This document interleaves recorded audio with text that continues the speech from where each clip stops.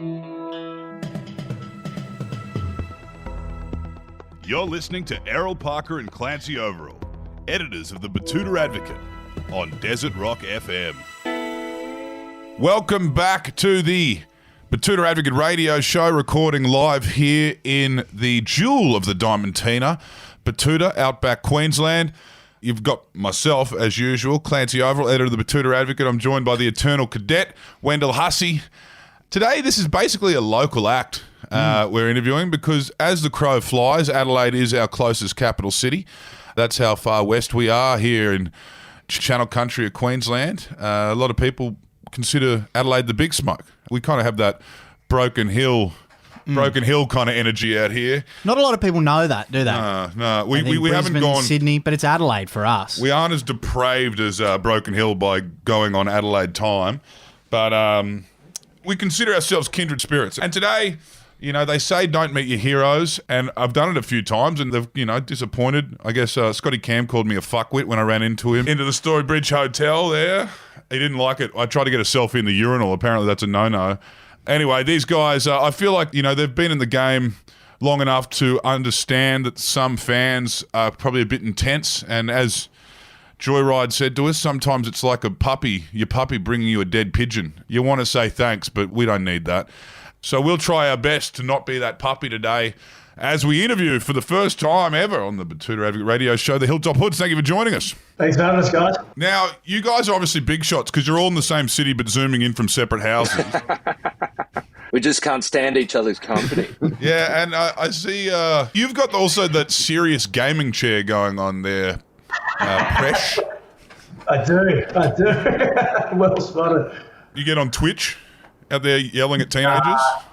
Nah, I'm too old for Twitch, bro. Well, you're certainly not too old, you guys. Like, things have not stopped. I would say you're probably looking at, with these new songs and new work you've done, you're looking at the exact same kind of timelines and schedules and calendars that you would have had as, early 20s stalwarts of the Adelaide hip-hop scene. You guys are moving and gigging like anyone. In fact, does it feel like you're ramping up? Depends what day. Yeah. By Friday, yeah, not on a Monday. I'm ramping down on a Monday. I think it's the same, except with kids. That's yeah, the right. difference now. And yeah. So you're twice as tired all the time. Yeah. And the kids with you? We certainly haven't slowed down. Just used to being sleep deprived all the time now.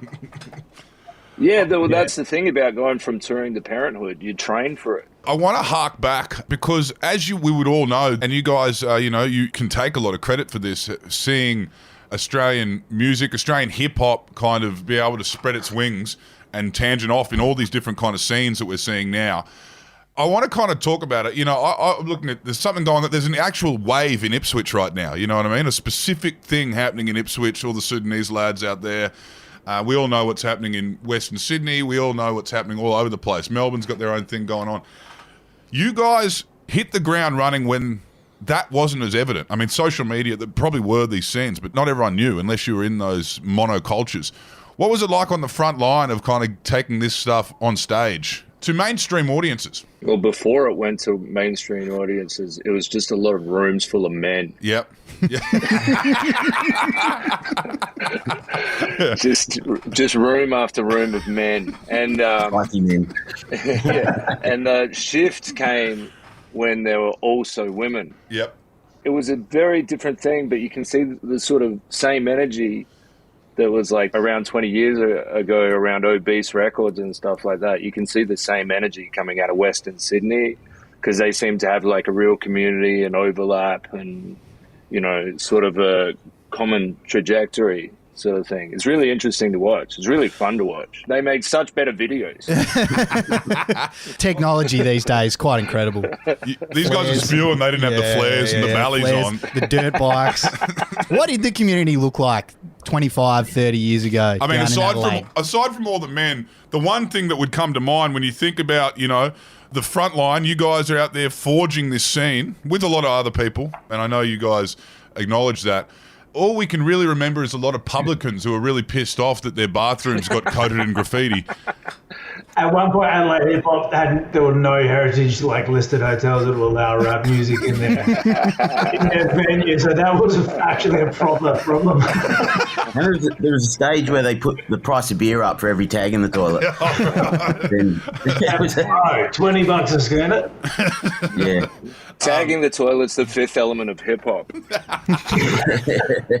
That is one thing I want to talk about. It seems like, and I know this isn't unique to Australia, but there was a crossover with graffiti and hip hop in Australia. Were you guys out there putting up panels? Was that kind of where you guys spiraled out of? Were you, checking out the cameras? I tried once and it looked like a 5-year-old dropped their crayons on the carriage, and I sort of stopped and stuck to rapping. Not that I was very good at that either back then, but I was better at it at least. Yeah, as graffiti artists, we made very good rappers, and we weren't very good rappers, so that tells you how bad we were at graffiti. When you look at some of your early stuff, there's a feeling with the Hilltop Hoods that you guys actually had decided amongst yourselves that we get to dictate where this whole thing goes. And I look back at songs on your earlier albums like The Sentinel, where you've done like this storytelling, where it was almost like a short film that we were listening to. So not only are a lot of people discovering Australian hip-hop, we're also discovering these guys that are doing whatever the fuck they want with it.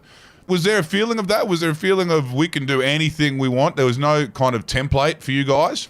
Yeah, there was a bit of a template. I mean, there were the guys that went before us, like Death Wish Cast and locally sort of Cruise Like Finger Looking Good and that. But, I mean, we were just doing it for fun, so there was no template. And if there was, we were kind of unaware of it because we were kids when we started. Yeah, when you look back, there wasn't a career in music. Yeah. So, it makes sense now, but back then, it wasn't a thing, so you weren't worried about anything really because it wasn't a thing. Yeah. When did that realization start happening for you? Yeah, when did the penny When was drop? it like, oh, actually, this could be a thing? Yeah. Maybe.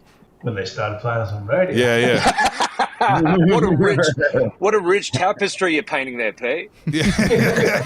No, I want to talk about when you guys said we're in on this. This isn't just a weekly piss up. This is what we're going to be doing for the rest of our lives. When did you feel that? Yeah, there was definitely a moment when Nosebleed came in at, it was 7 or 8 in the Hottest 100, and Splendor in the Grass asked us to play, I think, fairly late time slot. We got up in front of our first big festival crowd ever, and had a good time with it. And we were like, oh yeah, maybe we could keep doing this for a bit longer.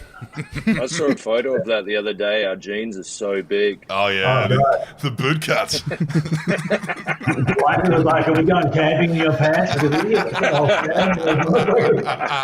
I'm guessing I was in khakis.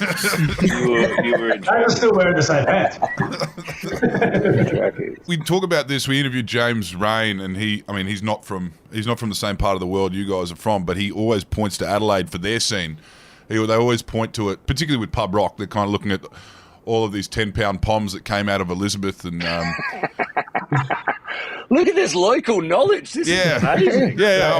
I mean, of course you've got the Barossa Dutch Germans and all the serial killers. But like the thing that we talk about is Adelaide. For whatever reason, it's an engine room. Can you explain that? Is it the fucking churches? Did they all give you a guitar as 10-year-olds? I don't know. What is happening in Adelaide? Because I tell you what, mate, you're two Newcastles on top of each other. That's what it is.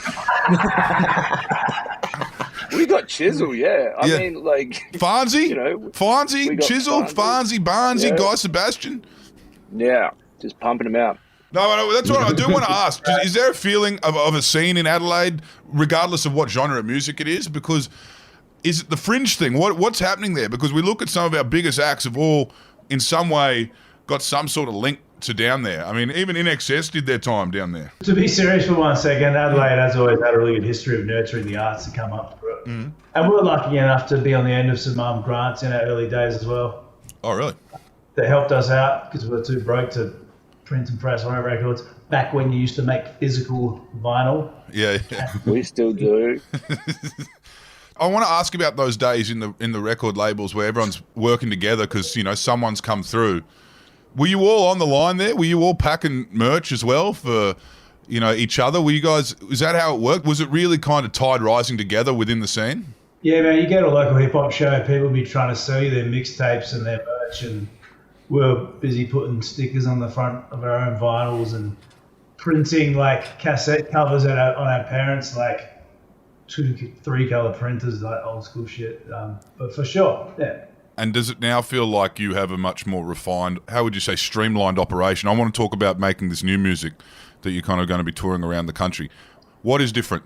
Like, I know you can answer that in probably one sentence, but what is different? Do you all have a place you link up? Do you all have a format, a template that you work to now when you want to make new music, as opposed to drinking like 8 long necks of Cooper's Draft and smoking 10 cones? How do you keep the magic alive? If you mention Farmers Union iced coffee, I'm saying you've got a researcher on the team. Farmers Union, you probably know this stat, but Farmers Union iced coffee is a bizarre anomaly in Australian beverages. I drink 2 litres every day. Well, there's two. Well, you're contributing to these stats, mate. There's 2 places in the world where Coca-Cola isn't the number one non-alcoholic beverage. One of them is Scotland, where they have their Iron Brew, and the other one is South Australia, Adelaide, where it is Farmers Union iced coffee is your number one. Wow. Which is pretty hectic, because I can't imagine drinking 2 litres of that on a work site, but they seem to do It that. would have the same amount of sugar as Coca-Cola too, I'd imagine. It's got more. Probably more. Yeah. It's got more. And they're Imagine actually, sugar. those bottles they do, it's kind of similar shape to an orchie. So if you are making music as a like burgeoning, emerging Australian hip-hop artist, you can kind of cut off a bit of hose and rip a few rompers through it. And then that's where the magic starts. And is it different? That's what I want to ask. Is it different nowadays? And how is it different when you guys make music? Me and P actually did that once with a Farmers Union iced coffee bottle. Remember, P? And we realised after about 5 minutes that we'd been smoking plastic for it had burned right through. We were just cooking plastic. In our defense, we were hiding under my parents' balcony in the dark. And we're like, this is not forever. And then we came up into the light. We're like, yeah, we've been smoking plastic for the last half hour. I guess the main thing is, like, we don't do it in the same room, really. Yep. Like, we just finished our new single, by the way, which name checks Batuta. Oh, damn. It's weird because I wrote it in there, and like a day later, our publicist was like, Batuta want to do an interview, and I'm like, no. Really? Hang on, I'm trying to find the bit. Where is it? Let's think of tuna fish. Open out, I make the news. Or the Batuta with the lunatics only came for. Damn. There we are. That's more for our legacy than the Wikipedia or whatever, you know. We've launched New York Times article. Mate, No we got thanks. the Prime Minister of Australia to launch one of our books in Parliament House, and that obviously, as you know, that's such a hollow fucking moment and milestone for us. The real deal is getting name checked in a fucking hood song.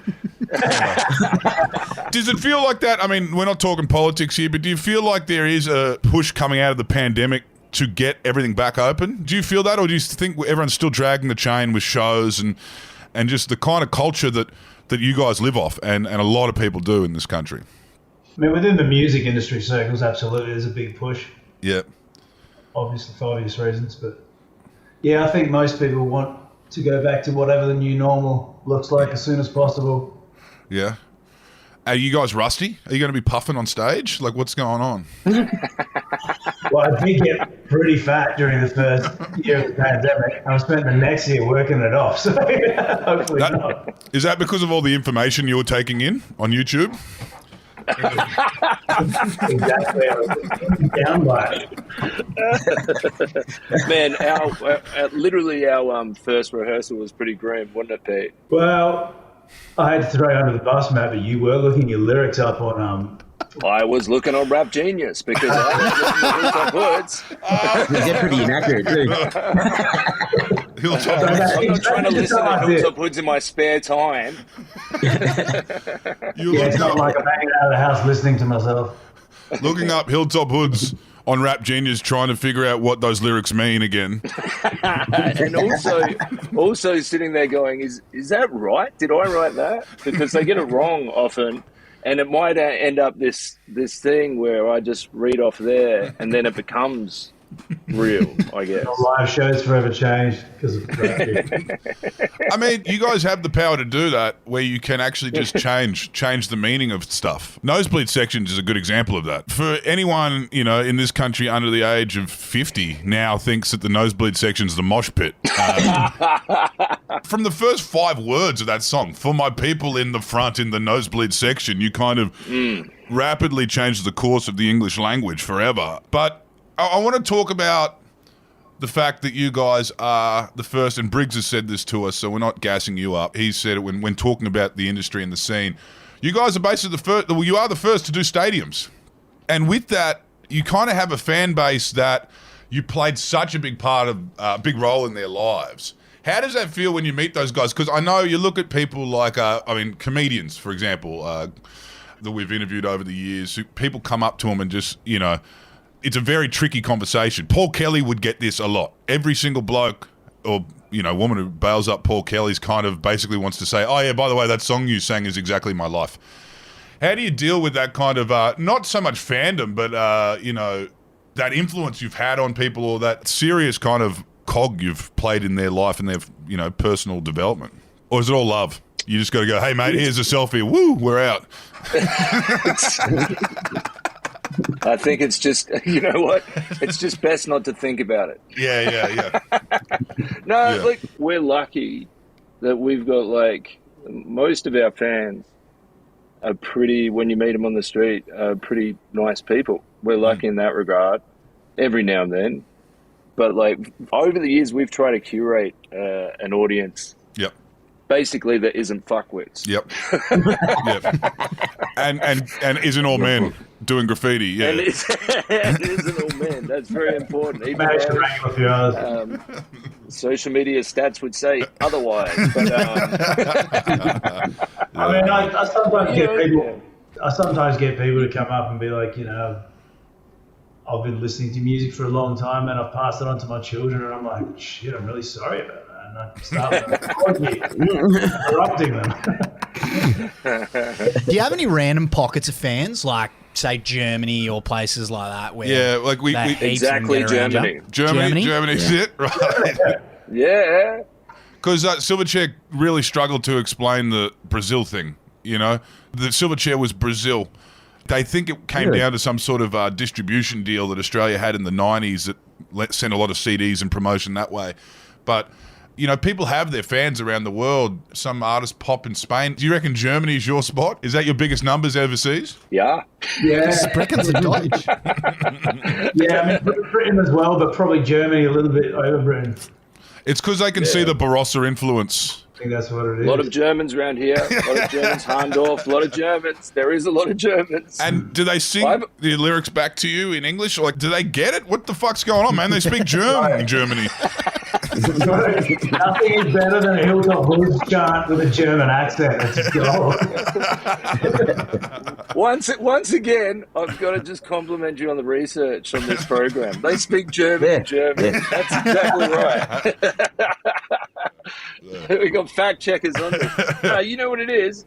I've spoken about it before. Where I think it's like, when we go to Western countries, Canada or US, a lot of people aren't bothered by the accent, but some of them just can't get past it. Yep.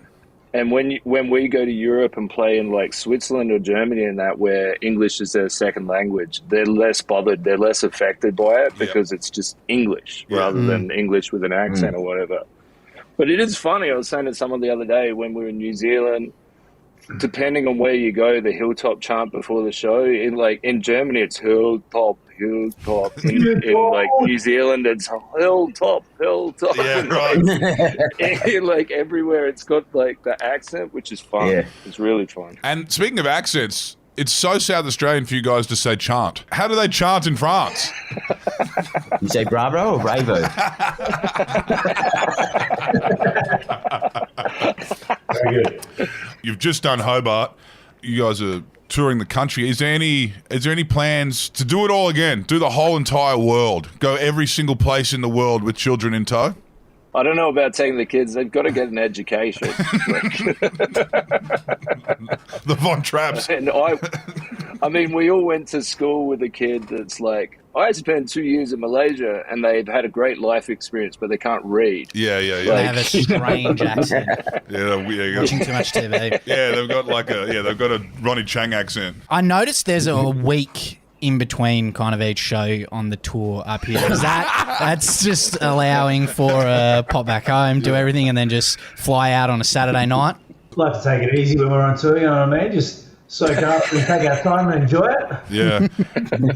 See all the sights again? Bit different to when you do 10 nights back to back at the Gov, but More local knowledge. Jesus Christ. no, we did a gig at the Gov. They bumped us from the entertainment centre for our live show. They were like, man, block parties in town. You're not selling out anything bigger than the Gov. Get in there. And we're like, okay. Oh, wow. Gov's a great venue, though. Yeah, it was great. We got pissed as hell in the green room. And it was coated in Hilltop Hoods paraphernalia out the back. So For some reason. yeah, Yeah. all your graffiti. So we got Brisbane Entertainment Centre. Fuck, these are Kanye venues, man. We've got, obviously, how do you say that word? Kudos Bank Arena in Sydney. Rod Laver Arena. Damn, I thought you'd be playing Margaret Court. And RAC in Perth. And then, of course, finishing strong, 24th of September here, Adelaide Entertainment Centre. Do you feel that when you come back home? Is the love like kind of a little bit more frantic at home? Is it a little bit more real? Yeah, it is a bit. It's nice to be ending at home as well. Yeah. A tour like that. Rundle straight afterwards, or what's the... Oh, man. Crazy Horse? What? Have you got Ken Cunningham behind the camera, just with flashcards, just Cue with cards. things on them? Just getting written Sounds up. like Buzzwords. it's not research. You know what? I think the Adelaide show's not going to go too well because everyone's going to be pretty unhappy when they find out that it's on grand final day. Ooh. Or No, they're gonna be pretty sloppy, man. That's Yeah. gonna be Yeah, they have just announced that that's going to be a daytime grand final though, so it won't clash with the Yeah. time of the Yeah. show. They'll just be. the Crows In the back. will have just won. They'll have won their first grand final for a long time, and then they'll be into Hilltop straight after that. So it'll be happy days. it could be the loosest gig you ever play. I think it's going to be. We probably should wrap this up. We've made 35 minutes of local Adelaide references. We've gotten to learn the early origin stories of the Hilltop Hoods, and they saved a lot for the book. I'm glad for that because we will all be reading the book too when it comes out. But there's another chapter that's taking place this month. As we just mentioned, they're going to every major city, including Perth, which is really generous. We will be making the trip to Brisbane or Sydney to see them. So thank you for joining us today. The Hoods, pioneers, stalwarts, and currently ball runners in a scene that's only exploding. Thanks for having us, Thanks for guys. having Thanks for having us. Frog cakes. You didn't mention frog cakes. There you go. Yeah. That was my wedding cake.